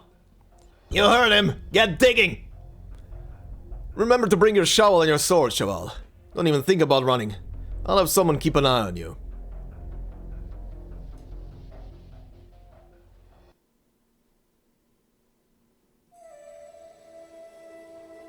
And that is where we're gonna leave it off for today. So yeah, quite a bit of interesting of a setup. Number one, VD was not on my bingo card, but I will say Elysium was definitely there. Like, I've been looking at this menu screen when I logged in for the first time, and obviously she here is very recognizable. That's what's her operator? What's her operator name again? Rosalt, right? That's her operator name. But yeah, Elysium was there. I was just questioning, is that him or is it someone else? Because he's in a different kind of getup. This character, however, I was questioning if this was Weedy for some reason, because she definitely has that, like, platinum hair and the little black ribbon or whatever it is on her head, the little gizmo there. And I was like, is that Weedy? She looks a bit different. But anyway, yeah, Weedy is part of the story, which is very fascinating and definitely was not on my bingo card for who could appear in this story. Elysium, I mean, it's Elysium, he likes Thorns, there's a lot of fan art, let's be real here. Those two have to be paired up. But yeah, interesting story so far, and I think with this episode we have also pretty much rounded up all the initial setup, I would say, for the characters. Unless someone else is gonna come right in the next cutscene, I do not know, do not wanna know. And for everybody else as well, please do not spoil any kind of future story elements of this story, both for me and for anybody else who is viewing this blindly. So thank you very much in advance. But yeah, a lot of stuff is pretty interesting set up. Anastasio seems like a proper nutcase. Silver is I would say a pretty straight up guy. It seems, at least. He seems like someone you can actually, you know, discuss something with. It's interesting to see, like, the new Inquisition design, or rather, this is, I think, the first time they're showing, like, Inquisitors that are not, like, main characters or the leading figures, essentially. Like, just the regular jobbers, essentially, how to call them properly. Very, very interesting design there, and very cost-friendly, not to have to draw faces. You're dodging stuff, aren't you, Hypergriff? But yeah, then we have also Juana, who is pretty interesting here, and I do wonder what her story is gonna lead to. All I can speculate right now upon is that she is maybe, especially because of her long age and everything. I mean, they pretty much confirmed that she's like at least 100 plus. And damn, she looks still fine for 100 plus.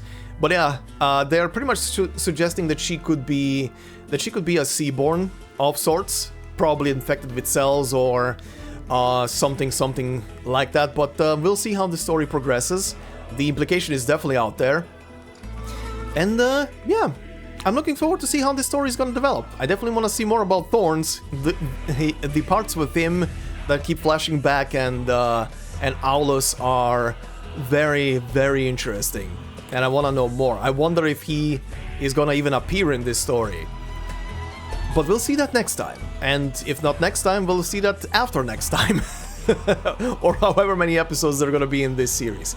But for now, all I can say is, after this is gonna be the clip section, if you wanna watch that and see some, like, blind reactions to character appearances and surprises here and there.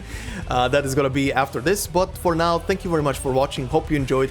If you did so, please consider leaving a like, it would help out a lot. If you're new to the channel, consider subscribing, leave a comment to support the video even further, and if you want to support me more directly, you can do so through memberships as well. No video will be behind a membership, it's purely there for support for me and the channel. So thank you very much to all those who are already doing so, much appreciated everyone. And yeah, hope you all have a fantastic day wherever you are, and I will see you in the next one. Until then, bye bye. Isidro. Ooh, what is this cutie pie? Strange creature? Uh-huh. Fishy. Okay, I thought so, Isidro. Isidro is his name. Okay. Stop mumbling and spit it out already. Stop mumbling and spit it out already. Unable to bear watching the man stumble over his words any longer, the woman knocks him flat before sandwiching his face between her hands, kissing him hard. Wow! Wow! Not the way I thought this was gonna go, okay.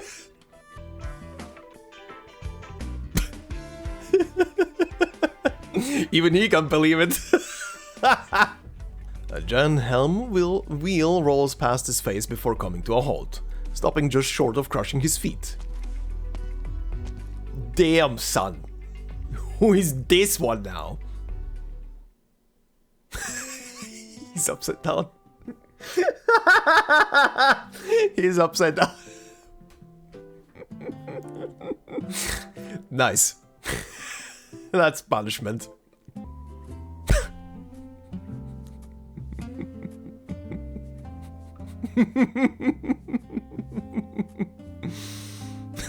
Amazing. She looks behind her. Her body trembles as her muscles refuse to move an inch. Oh, never mind. Who are you? Alright. A cleric of... Oh, Inquisition. Okay. Oh, damn. That is an appearance. This guy is a bit mentally gone, ain't he? He reminds me a bit... His style, his design, rather, kind of reminds me of Midnight. He has kind of like the similar art style. I wonder if it's the same artist. Alright, that's a unique looking Inquisitor. Damn, he's thin as a stick.